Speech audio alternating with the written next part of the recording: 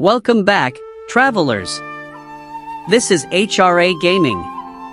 As we all know, the Water Nation, Fontaine, is coming to us this July or August. And with the update, new characters and adventures will be introduced. Not to mention Nahida and Neilu will get their rerun in the next version. But with so many new characters vying for our attention and primo gems, the question on everyone's mind is Ayaka still worth the investment? In this video, we'll take a closer look at Ayaka's playstyle and her overall performance in terms of Spiral Abyss and world exploration to determine if she's still a top-tier pick, or if it's time to save those hard-earned primo gems for another day. So buckle up, travelers, let's find out if Ayaka still has what it takes to stand out among the competition. Kamisato Ayaka is a cryo DPS wielding sword character who uses her burst to deal massive damage. Just from the above statement, we can discover two potential weaknesses. Firstly, she is a cryo character, in which in the current Sumeru version, she did not gain any buff and enhancement. And the fact that she cannot trigger any elemental reactions with the Dendro element. This means that she loses out on potential reaction multipliers in her DPS compared to characters like his brother Ayato and Raiden Shogun.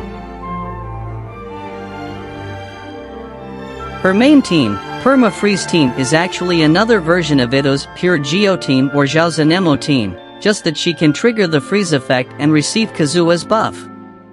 Those teams that I mentioned above have one similarity: they have high attack and skill multiplier, but also easily to get eliminated in Spiral Abyss. If you look closely to their team composition, you will find out that their teammates are fixed, and replacing any one of them will decrease the team's DPS significantly. Let me give you an example. In the current 3.5 Spiral Abyss, if we are going to bring Ayaka in the first half, yeah, I know it's easier for her to go second half, but just let's say, what should we consider? First, there is an Abyss Herald, Frostfall in Chamber 1, so we might need to bring a Pyro user. Second, there is Maga Genki in Chamber 2, since we cannot freeze him, so bringing Shinher is a must. After concluding, let's see the team comp. Ayaka is the DPS, Shinher is for the Magu Genki boss, Kokomi is for Hydro application, and Bennett is for breaking Ice Shield. Who is gone? Yeah, it's our beloved Kazuha.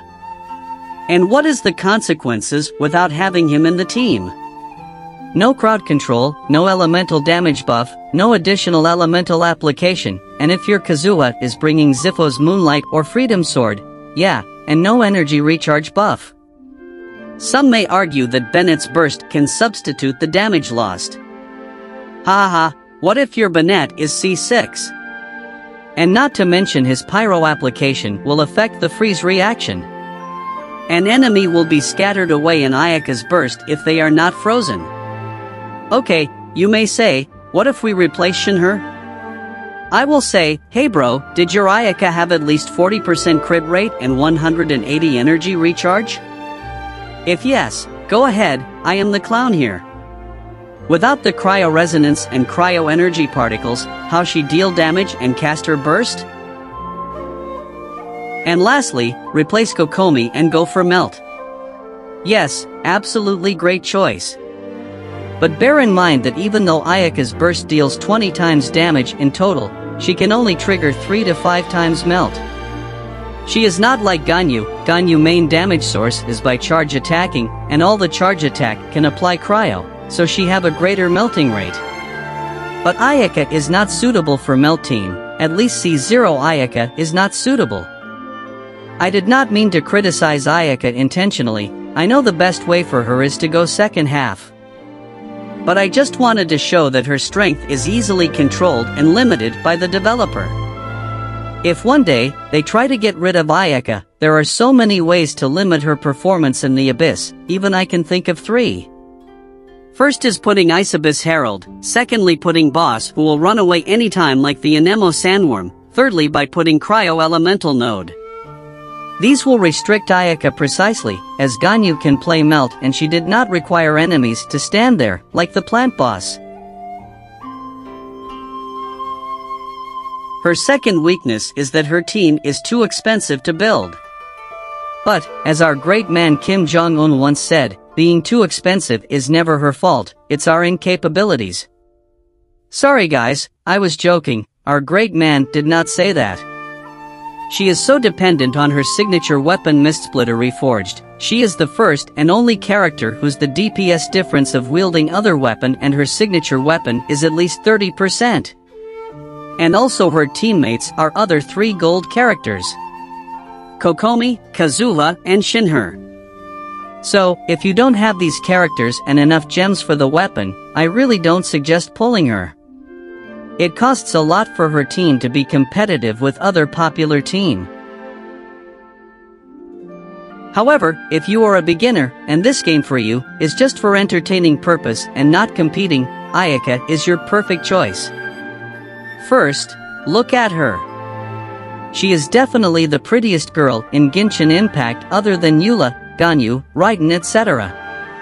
Who wouldn't love a girl in dress combating in the wild Teyvat? Who wouldn't love a girl dancing for you even though her leg is wet and cold? And who wouldn't love a girl who will get jealous every time you hang out with other pretty girl? She is so good in terms of world exploration. First, she can infuse her weapon with cryo easily, just by sprinting. And it did not cost anything further like Hutao costing HP and Sino who need his burst to deal damage.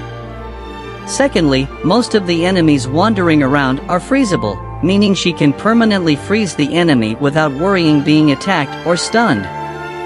Thirdly, her alternate sprint is a good way to cross rivers and lakes. This is highly recommended when exploring Inazuma. Believe me, it was two different games by using boats and using Ayaka. Perhaps crossing waters was her divine mandate.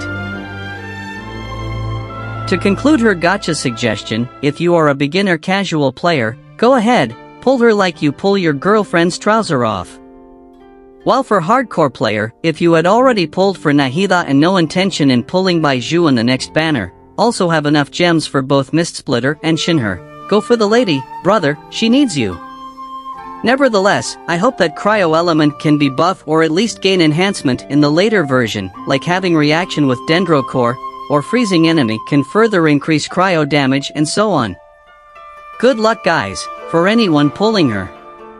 And may you guys not regret doing it. This is HRA Gaming, see you soon.